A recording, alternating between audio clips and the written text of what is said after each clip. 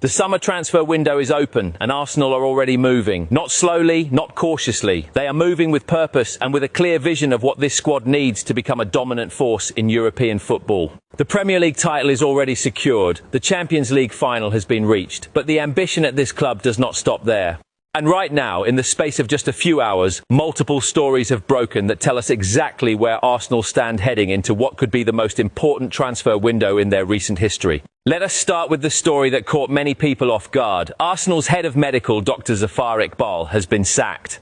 He was summoned to a meeting last Monday and informed that his role was being terminated with immediate effect. The decision came as a surprise to members of the medical staff. That detail matters. When even the people inside the building did not see it coming, it tells you this was a decision made at the highest level, quickly and decisively. Now, why does this matter? Because this club has just gone through a season where some of their most important players missed significant time through injury. Bukayo Saka, Martin Ødegaard, Julian Timber, Kai Havertz. These are not fringe players. These are the heartbeat of Mikel Arteta's system. And the club is now carrying out a full internal review into the season's injury record, covering training methods, player rotation and workload management. That review is happening now, right at the start of the summer. That timing is not a coincidence. Here is the reality of the situation. Arsenal won the Premier League title. They reached the Champions League final. On paper, the season was a success, but there is a deeper question being asked inside that club right now. How much better could this team have been if those key players had stayed fit for longer? How many points were dropped?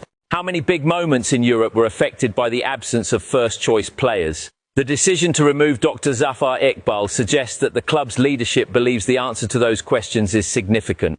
This is not a small administrative change. This is a structural decision about how the medical department operates at one of the biggest clubs in the world. And for viewers who want to understand the full picture of what is happening at Arsenal this summer, not just the transfer headlines, but the decisions being made behind the scenes that will shape this club's future, then this channel is the place to be. Hit that subscribe button now. Arsenal Daily Talk gives you the analysis, not just the news. Let us now go through every story breaking today, one by one, with full context and clarity. Dr. Zafar Iqbal dismissed. The confirmed information is this. Arsenal have sacked their experienced head of medical, Dr. Zafar Iqbal. He was called into a meeting last Monday and told his role was ending immediately. The news came as a shock to training ground staff. The club is simultaneously conducting an internal review into the season's injury record. Players including Bukayo Saka, Martin Ødegaard, Julian Timber and Kai Havertz were all affected by injury during the campaign. That review covers training, rotation and player workload. My analysis on this is straightforward. When a football club wins the league and still makes a decision this significant in the medical department, it tells you that winning the title was not enough. The leadership at Arsenal, and that includes Andrea Berta, who is now leading the football operations, is clearly asking whether this squad could have performed at an even higher level with better injury management. Timber's injury situation in particular has been highlighted as a concern. Not having proper cover for him caused problems throughout the season. That detail connects directly to the transfer targets we will talk about shortly. The right-back position is being prioritised in this window, and you can now see why. This dismissal and this internal review are the quiet signals that Arsenal are not satisfied with good enough. They are building something that needs to be sustainable and physically resilient at the highest level. David Ornstein on Arsenal's transfer window. Now let us move to the transfers. And the clearest and most credible voice on this comes from David Ornstein, speaking on the Athletic Football Club podcast. Here is what Ornstein said, and I want you to hear this clearly because it is important. He said, and I quote his words as they were spoken, that Arsenal will do some eye-catching business this summer. He said they need to add bits and bobs to what they have already built. He does not believe the volume of their transfers will be the highest of any club this summer. But he does believe the quality of what they bring in could stand out. Now let me give you my analysis of that statement. Ornstein is not a sensationalist. He does not hype things up. When he says eye-catching business, he means it. This is a club that just won the Premier League title. They are not rebuilding from scratch. They are making precise, targeted additions to an already strong foundation. The three areas being targeted are a winger, a central midfielder, and a right-back. Those three positions tell the full story of what Arteta believes his squad is missing heading into next season. Kenan Yildiz, the door is closed. This is one of the most significant transfer stories of the day, not because of what happened, but because of what did not happen. In their search for a new left winger, Arsenal made an inquiry about Juventus's 21-year-old Turkish international Kenan Yildiz. The Athletic confirmed this directly. Arsenal made that inquiry. And Juventus responded in no uncertain terms. Yildiz is not for sale. Shortly after, Fabrizio Romano added further confirmation.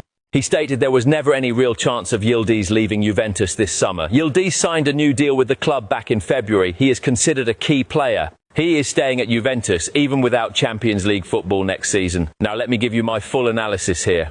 The fact that Arsenal inquired about Yildiz tells you everything about the profile they are looking for. He is 21 years old. He plays predominantly on the left, but is right-footed, meaning he naturally cuts inside towards goal. He had 17 goal contributions in 36 Serie A appearances this season. He is a foul-winning threat. He is technically gifted. And for a team that relies heavily on set pieces, a player who wins fouls in dangerous areas is worth more than most people realise. Yildiz would have fitted Arteta's system almost perfectly, but the door is closed. Fabrizio Romano was categorical about that. New contract signed in February. Staying regardless of whether Juventus are in the Champions League or not. Arsenal received the message clearly and are now moving to other options. This is an important moment for Andrea Berta. It shows that even at this level, even as Premier League champions, you do not always get your first choice. The ability to move quickly to the next target is what separates good transfer windows from great ones. Gabriel Martinelli, departure expected. Now we move to the outgoings. And this is where things get emotionally significant for Arsenal supporters. Mikel Arteta spoke about Gabriel Martinelli in terms that, when you listen carefully, sound very much like a farewell. Arteta said Martinelli was there from the beginning. He said Martinelli was one of the guys who raised the standards, the energy and the demands. He called him exceptional as a role model, constantly. That is the language of someone paying tribute. That is the language of a manager who has enormous respect and affection for a player who is about to move on. The situation with Martinelli is now clear. Both he and Leandro Trossard are expected to be made available for transfer this summer. Arsenal are looking to upgrade the left side of their attack. And with Bayern Munich having held a long-standing interest in Martinelli, the exit route appears to already be forming. Bayern Munich first put Martinelli on their shortlist during Thomas Tuchel's time at the club. The suggested fee being discussed is around €45 million. There are also separate rumours connecting Arsenal to a potential deal for Bayern's own player, Junior Krupi, with fees of up to €100 million being discussed. But I want to be clear that those figures around Krupi remain at the rumour stage. My analysis. Martinelli is 23 years old. He has been a loyal, energetic and important player for Arsenal. But this is a club that is now trying to take a step forward. The Premier League title has been won. The next goal is clearly to win the Champions League. To do that, Arteta needs the highest possible quality in every attacking position, and the decision has been made, it appears, that a new signing in that role would represent an upgrade. That is a cold football calculation, but at clubs competing at this level, those calculations are necessary. Morgan Rogers, the primary target. With the search for a left winger continuing after the Yildiz door closed, the primary target is now clear. Morgan Rogers of Aston Villa. Multiple sources confirm that Rogers wants to join Arsenal above any other club. Arsenal is his preferred destination over Chelsea. That is significant. When a player of this quality is actively choosing your club over a rival, that gives the transfer serious momentum. The situation regarding Rogers is still developing. One open question remains about whether he would come in as a wide player or as a number 10. That flexibility in his potential role actually makes him an interesting option for Arteta, who values players that can operate in multiple positions within his system. My analysis here is this. Rogers is young, technically excellent, and already operating at a high level in the Premier League. The fact that he prefers Arsenal tells you about the project Arteta has built and the culture that now exists at that club. Players want to come here. That was not always the case. That is itself a statement about how far this club has come. Sandro Tonali, the midfield target, moving to midfield. And this is a name that has been circling Arsenal for some time. Andrea Berta is described as a huge admirer of Sandro Tonali, the 26-year-old Italian international currently at Newcastle United. Arsenal will enter the race for Tonali if the midfielder decides he wants to leave Newcastle this summer. This is important to understand. At this stage, Tonali's departure from Newcastle is not confirmed. This is not a done deal. This is not even an advanced negotiation. What is confirmed is Arsenal's interest, Berta's personal admiration for the player, and the club's readiness to move if an opportunity presents itself. My analysis. Tonali at 26 is in the prime years of his career. He brings technical quality, defensive work rate, and a level of intelligence in midfield that would complement what Arsenal already have. The fact that Arsenal previously bid for him in January and are now reportedly ready to return in the summer shows that this is genuine, sustained interest rather than speculation.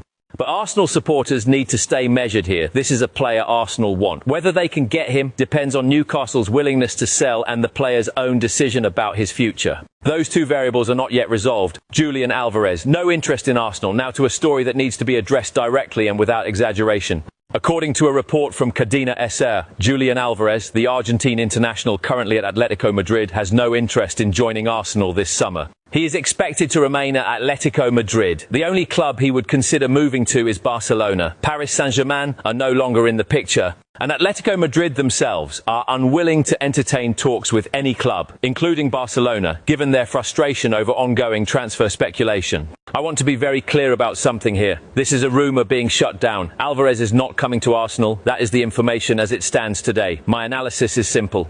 Not every name that gets linked to a club is realistic. Some stories are driven by agent activity, by media speculation, or by fan wishful thinking. The Alvarez link to Arsenal was never substantiated at a serious level. The Cadena SER report makes it clear Arsenal fans should not spend emotional energy on this one.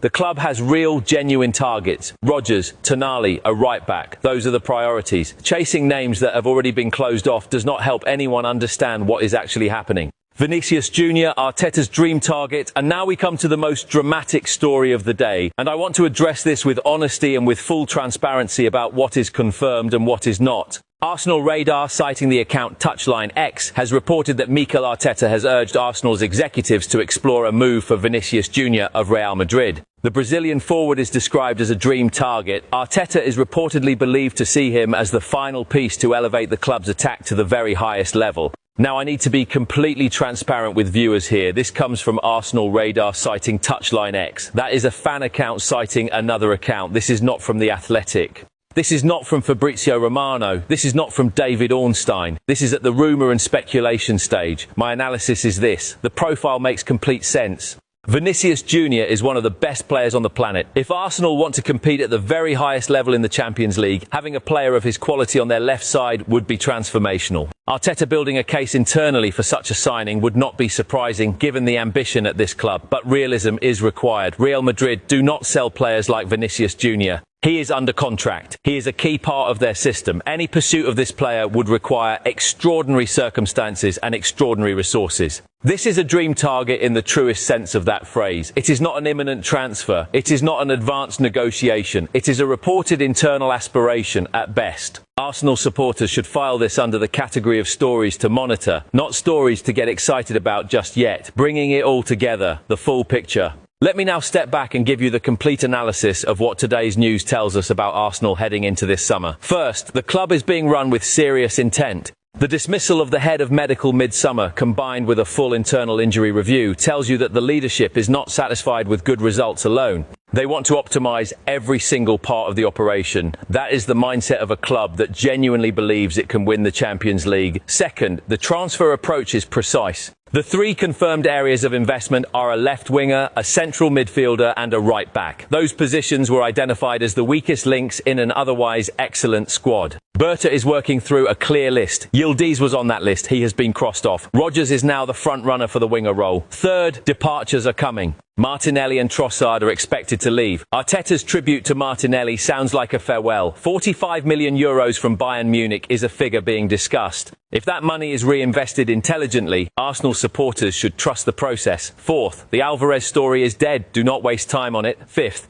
the Vinicius story is at the dream target stage. Monitor it, but do not expect it. Sixth, Tonali is a realistic and serious target. The interest is genuine. Whether it happens depends on factors still unresolved. And seventh, Morgan Rodgers wants to be here. That is the foundation on which a deal gets done. This is not a window where Arsenal will make 10 signings. This is a window where they will make 3 or 4 very deliberate additions to an already excellent squad. The quality of those additions will determine whether next season is another title or whether they can finally conquer Europe. That is the reality of the situation at Arsenal right now. And this channel will be here for every development, every confirmation and every analysis as the summer unfolds. If you found this breakdown valuable, subscribe to Arsenal Daily Talk right now. This is the channel for supporters who want real analysis, not just headlines. Drop your thoughts in the comments below. Who is the one signing you believe Arsenal absolutely must make this summer? Stay locked in. More news is coming.